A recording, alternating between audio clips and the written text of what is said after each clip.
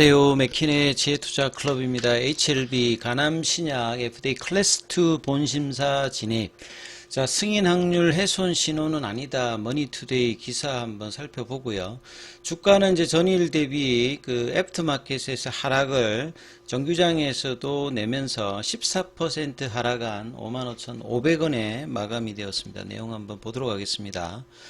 어제 6시 이후에 클래스2 지정 소식이 나오면서 애프터마켓에서 5만원대 중반 정도 빠졌고, 그래서 오늘 정규장에도 1월 마지막 거래일 때 갭다운 양봉이 나오는 어떤 흐름이 장 초반에는 좀 보였어요. 그래서 6만원대 부근 라운드 피겨 가격까지 좀 회복하는 갭을 메꾸는 이런 흐름이 좀 나온 듯 하다가 아침에 시가 58,000원대를 내려가면서 11시 넘어선 55,500원대, 그러니까 55,000원 가격까지 조금 내려가면서 회복을 못하면 좀 지리한 모습. 월말이고 또 금요일에 흐름도 있었죠.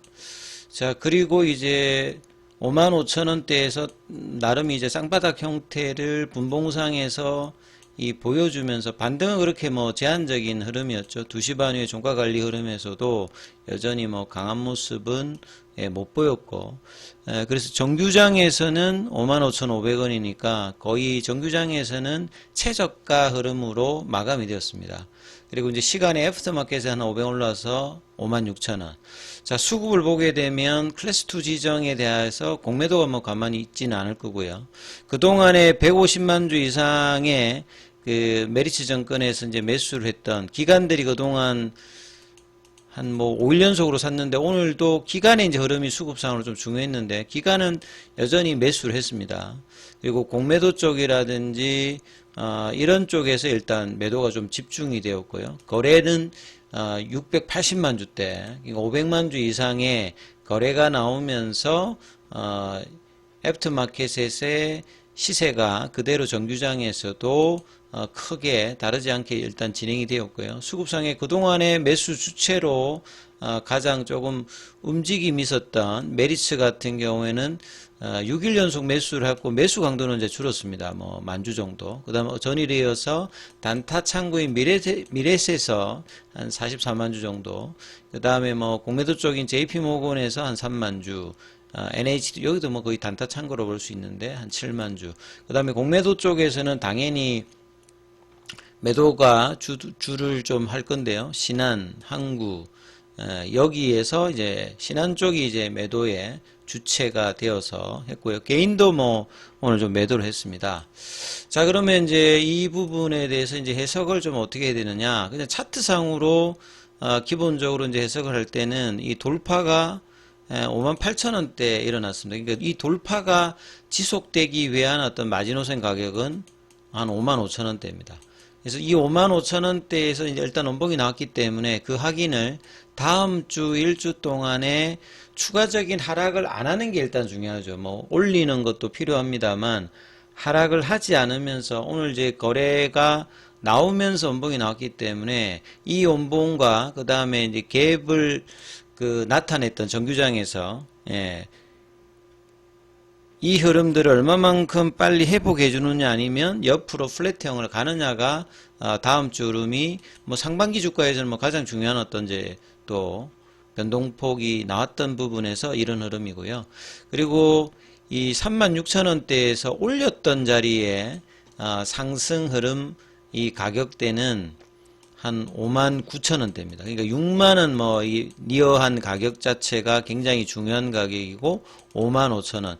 여기 지지선에서 멈춰야지만 이후에 좀 긍정적인 부분에 대한 반등을 모색할 수 있는 가격이 되는 거고, 그래서 그 흐름들이 이제 다음 주에 뭐 결정이 되고, 계열 종목들도 마찬가지입니다.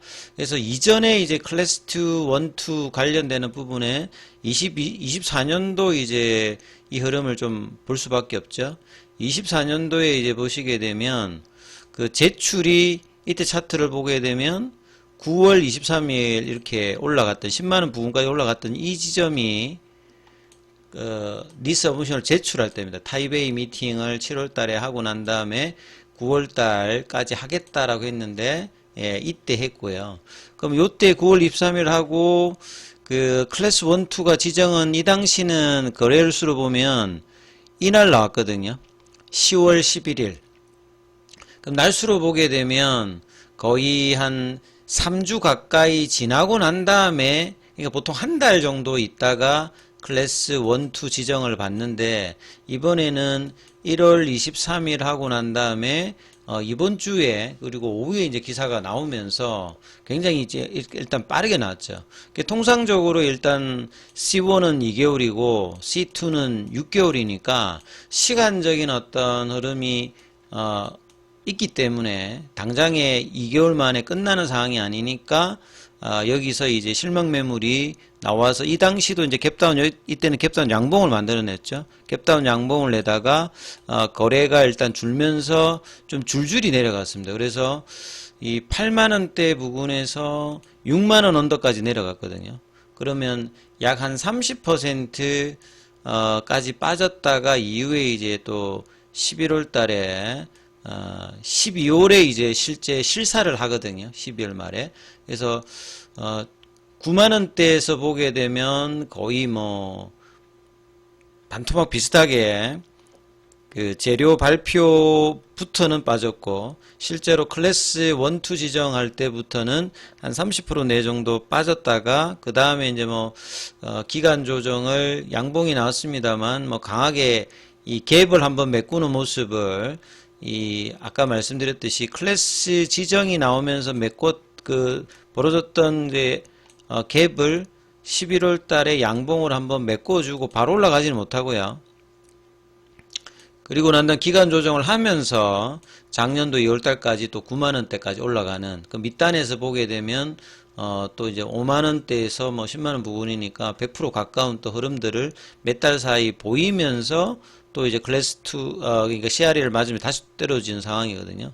그렇다라고 하면, 뭐 이전에 사례를 본다라고 하면, 그때 7만원대 부근이면 한 20%면 딱 그 가격대가 지금 이 가격대거든요. 그러니까 여기에서 더 안 빠져야 되는 어떤 상황이라고 볼 수 있습니다. 그리고 저 갭을 얼마나 시간을 들여서 빨리 메꾸느냐 중요하고요.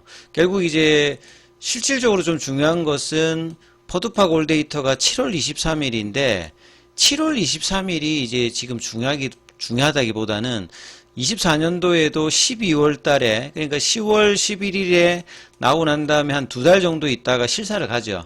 현장 실사를 클래스 2니까 이제 가는데, 이번에는 생각보다 빠르게 나왔으니까 1월 23일에 나왔는데 바로 지금 그 클래스 1, 2 지정이 1월 29일 날 어제 알려졌으니까, 여기를 보면 뭐 24년도와 흐름 본다면 한 3월 달에 실사를 갈 수 있다는 거죠. 3월 달에 실사를 가면 보통 이제 뭐 심사관들이 한 이전부터 한 서너 명이 가서 한 2주 정도 심사를 하거든요. 현장 심사. 그럼 현장 심사에서 이전과 다르게 지적사항도 문제가 없고 나머지 부분도 문제가 없어서 뭐 NAI 정도 수준이 나올 것 같으면 바로 압니다.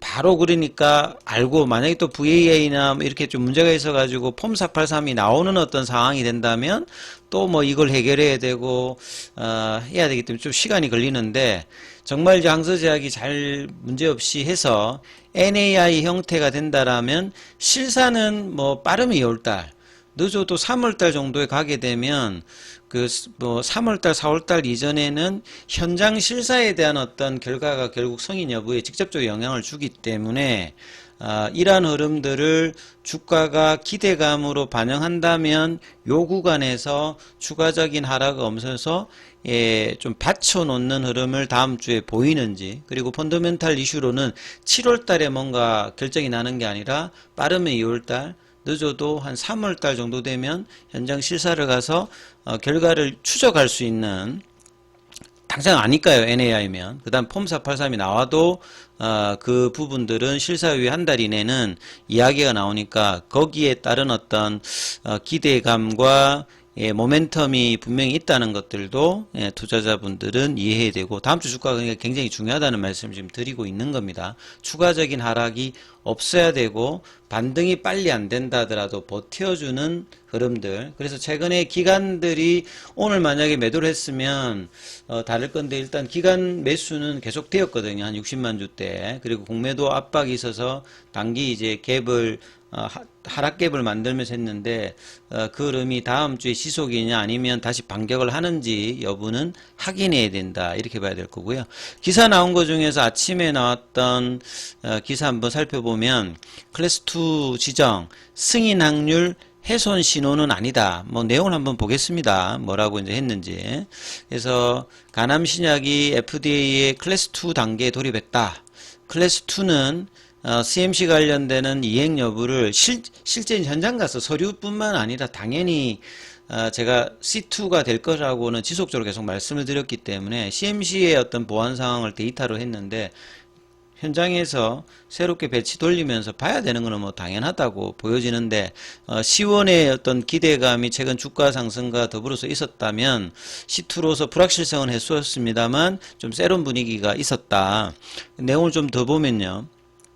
굉장히 빠르게 했다는 말은 빠르게 갈 수 있다라고도 반대로 볼 수 있습니다. 왜냐하면 서류에서 전혀 문제가 없으니까 심사관들이 빨리 가고 만약에 통보를 하고 가는 경우가 있고 통보를 안 하고 가는 경우인데 만약 통보를 해서 언제쯤 온다라고 항서제약이 밝혀준다라고 하면 굉장히 빠르게 반전의 포인트가 나올 수 있다.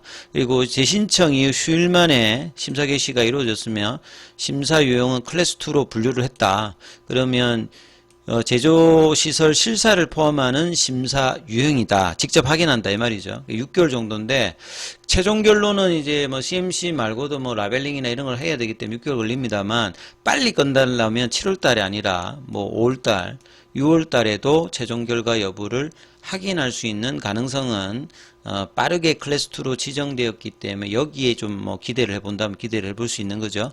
그리고 CRL 관련되는 부분은 드물지 않다. 뭐 바이오 의약품 같은 경우는 한 40% 정도니까 절반 정도는 CRL이 나올 만큼 바이오 의약품은 CMC가 중요하다라고 보시면 되겠고요. 그 다음에 이게 웰스파고 자료는 이전에 뭐 작년도에 IR에도 많이 났던 겁니다. 그래서 뭐 45%다. 요게 받아도 최종 승인율은 89%다. 근데 이거는 뭐 케이스 바이 케이스니까 이 내용들은 그냥 평균적으로 그렇다는 거를 이해하셔야 되고 지금 문제가 되는 거는 리보세라면 아무 문제가 없고요.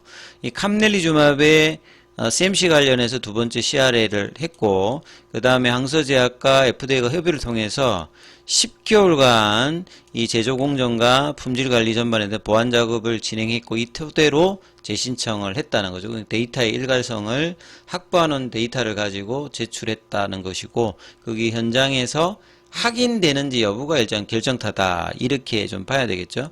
그래서 FDA는 임상이 성공한 신약에 대해서 제조 품질 요건을 충족했는지 끝까지 확인한 뒤 승인한 구조다. 이거는 뭐 FDA뿐만 아니라 모든 그 성의 기관이 그렇습니다. 그래서 클래스2 심사는 그러한 어떤 과정의 일부고 여기에 성공한다라고 하면 이제 대량 생산 이후에 상업화 관련되는 부분에서도 뭐 긍정적인 어떤 비율을 가질 수 있다. 이렇게 이해를 하셔야 되겠죠. 자, 오늘 항서제약 같은 경우는 어제 반등 이후에 오늘 윗꼬리가 나오면서 강보 앞세고요. 그 다음 홍콩 시장에서는 다시 또 2% 빠지는 어떤 흐름을 좀 보였습니다. 자, 그래서 이 갭다운의 어떤 충격이 단발성으로 끝나고 이후에 실사에 대한 어떤 기대감과 빠른 실사와 NAI 그러니까 뭐 VAI나 OAI가 아니라 NAI 그러면 데이터 일관성 관련되는 부분 그 다음 지적받았던 것들이 전혀 문제가 없고 추가로 또 새로운 어떤 이슈가 나오지 않는 그런 정도의 준비 철저한 게 항서제약이 이번 그 실사에서 드러난다라고 하면 뭐 신뢰의 어떤 회복을 볼 수 있고 그러한 것이 7월 달이 아니라 빠르면 2월 달 늦어도 3월 달 정도 되면 이러한 기대감이 있기 때문에 가격 조정과 기간 조정을 더 이상 하지 않는 프렛형이 최소한 나오는지 정도만 된다라고 하면 그러한 모멘텀을 기다리면서 리라포라티닙의 파일링 관련되는 통과도 그 기간에 있기 때문에 이러한 부분들을 다음 주에 일주일 동안에는 최소한 확인하는 모습이 필요하다 이렇게 정리를 좀 해드리도록 하겠습니다. 자, 장중에는 무료 텔레그램방이 운영되고 있고요. 링크되어 있는 부분 확인해 주시고 입장 문의는 문자 남겨주시면 안내 드리고 있습니다.